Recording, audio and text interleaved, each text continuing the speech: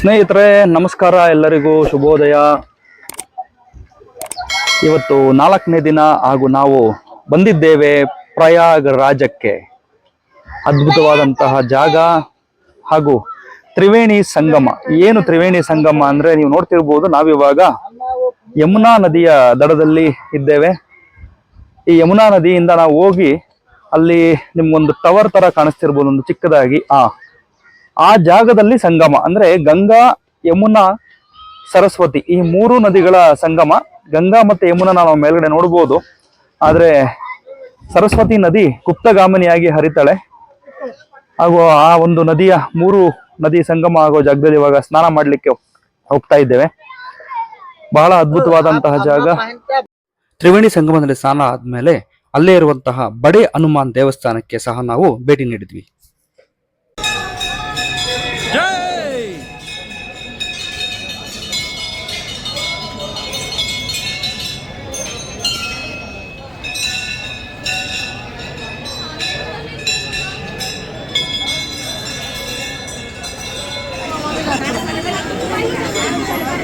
जय श्री राम, जय श्री राम, जय श्री राम।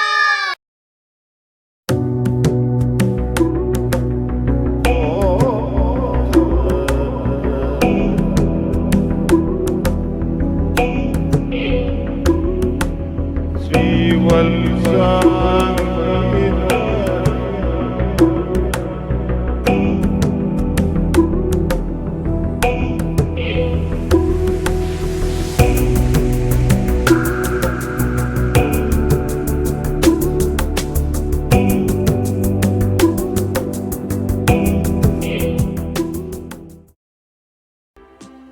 ಪ್ರಯಾಗರಾಜ್ ಉತ್ತರ ಪ್ರದೇಶದಲ್ಲಿರುವ ಜಿಲ್ಲೆಗಳಲ್ಲಿ ಅತ್ಯಂತ ದೊಡ್ಡದಾದಂತಹ ಜಿಲ್ಲೆ. ಈ ಒಂದು ಜಾಗ 3 ನದಿಗಳ ಸಂಗಮಕ್ಕೆ ಹೆಸರುವಾಸಿ. ಗಂಗಾ, ಯಮುನಾ ಹಾಗೂ ಗುಪ್ತಗಾಮಿನಿಯಾಗಿ ಹರಿಯುವ ಸರಸ್ವತಿ.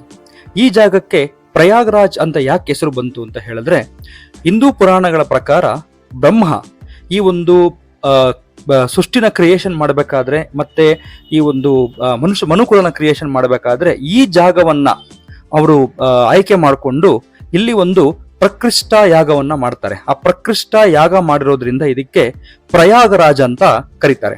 ಹಾಗೂ ಪ್ರಯಾಗರಾಜ್ ಸಹ ಸೋಮ, ವರುಣ ಹಾಗೂ ಪ್ರಜಾಪತಿ ಇವರ ಜನ್ಮಸ್ಥಳವಾಗಿರುತ್ತದೆ. ಹಾಗೂ ಬ್ರಹ್ಮವೇದಿಕ್ ಪ್ರಕಾರ ಇಲ್ಲಿ ಭಾರದ್ವಾಜರು 5000 BC ಮತ್ತು 10,000 ತಮ್ಮ ಶಿಷ್ಯಂದರಿಗೆ ಇಲ್ಲಿ ಪ್ರವಚನಗಳನ್ನ ಮಾಡಿದ್ದಾರೆ. ಹಾಗೂ ಆರ್ಯನರು ಸಹ ಇಲ್ಲಿ ತಮ್ಮ ಒಂದು ಆಳ್ವಿಕೆಯನ್ನ ಮಾಡಿದ್ದಾರೆ.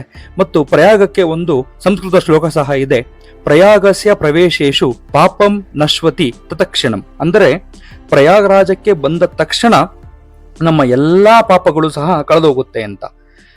ಪ್ರಯಾಗರಾಜ್ನ ಅಲಹಾಬಾದ್ ಅಂತಾನೂ ಕರೀತಾರೆ. ಅದನ್ನು ಯಾಕಂತ ಕರೀತಾರೆ ಅಂದ್ರೆ 1575 AD ನಲ್ಲಿ ಅಕ್ಬರ್ ಇಲ್ಲಿ ಒಂದು ಆಳ್ವಿಕೆ ಮಾಡಿದ್ರಿಂದ ಅದನ್ನ ಇಲ್ಲಾಬಾಸ್ ಅಂತ ಹೆಸರು ಮಾಡ್ದ. ಮತ್ತದು ಲೇಟರ್ ಅಲಹಾಬಾದ್ ಅಂತ ಚೇಂಜ್ ಆಯಿತು. ಅಲಹಾಬಾದ್ ಅಂದ್ರೆ ದ ಸಿಟಿ ಆಫ್ ಅಲ್ಲಾ ಅಂತ.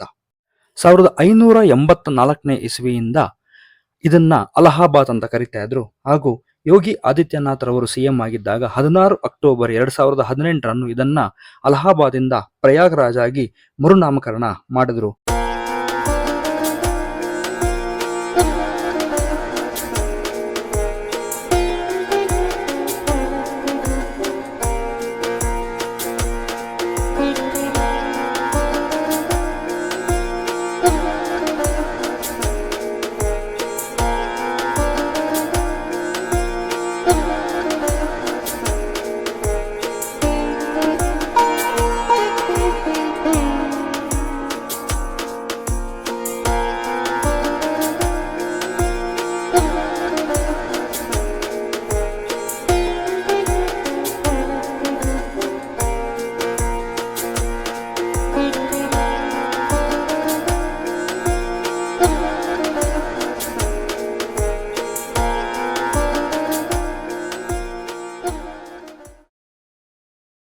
ಈ ಒಂದು ಜಾಗಕ್ಕೆ ಆದಿಗುರು ಶಂಕರಾಚಾರ್ಯರು ಭೇಟಿ ನೀಡೋದ್ರಿಂದ ಇಲ್ಲಿ ಶ್ರೀ ಕಂಚಿ ಕಾಮಕೋಟಿ ಪೀಠಂ ಅನ್ನನ್ನ ಸ್ಥಾಪನೆ ಮಾಡಿದ್ದಾರೆ.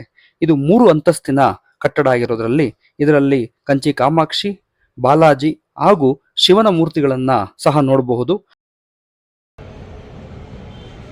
बोलो भारत माता की